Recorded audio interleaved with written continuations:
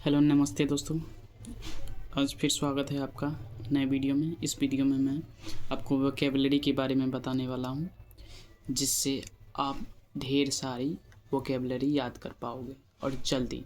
हो सकता है आपको दिक्कतें हो रही हो याद करने में या याद नहीं आ रही हैं, तो मैं कुछ चीज़ें बताऊँगा, टिप्स बताऊँगा, ट्रिक्स बताऊँगा, जिससे आसानी हो जाएगी।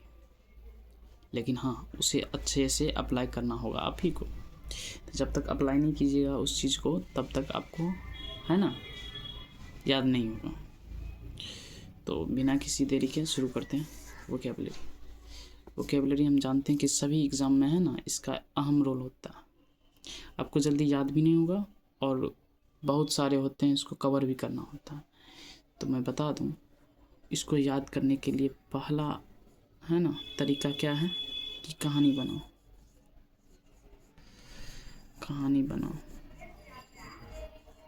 या अपनी भाषा में समझो, दोनों बात बराबर।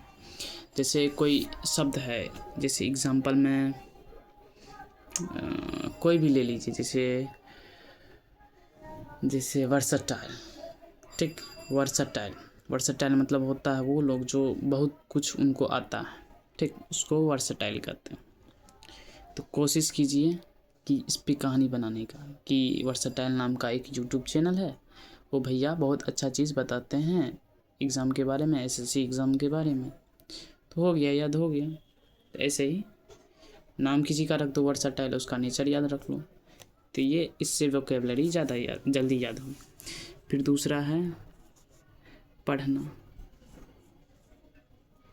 इंग्लिश पेपर आप डेली पढ़िए। पढ़ने से क्या होता है कि कुछ चीज़ें होती हैं जिसका मतलब तो हमें नहीं पता, लेकिन पढ़ने के बाद हमें समझ में आता है। डायरेक्ट वर्ड तो नहीं, लेकिन उसका मतलब एसेंस समझ में आता है कि ये कहना क्या चाह रहा है वर्ड। तो कोशिश कीजिए कि पेपर पढ़ने का जो कि इंग्लिश में हो। नहीं पेपर तो आप आर्टिकल मोबाइल में ही पढ़ लीजिए। किसी चीज़ कुछ खोज रहे हो तो खोज के एकदम पढ़ लीजिए इंग्लिश में, लेकिन पढ़ना ज़रूरी है, क्योंकि ये सिर्फ वोकेबलरी के लिए नहीं है। आपका इंग्लिश भी मजबूत होगा। तो कोशिश कीजिए आप पढ़िए इंग्लिश, जहाँ भी मिले, मोबाइल में, पेपर में, जहाँ भी मिले, या छोटा सा किताब ले लीजिए इंग्लिश का, 10th का, NCERT का, कोई भी, जिससे आपको समझने में, पढ़ने में दिक्कत ना हो। फिर आता है निमोनिक्स।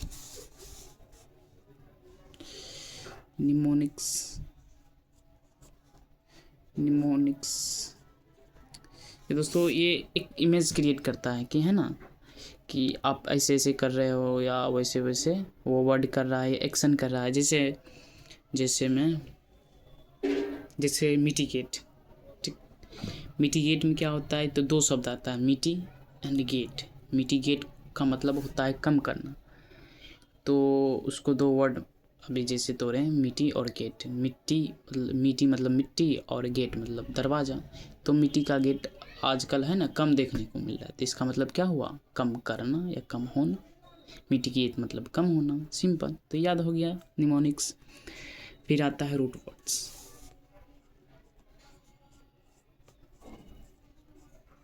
वर्ड्स।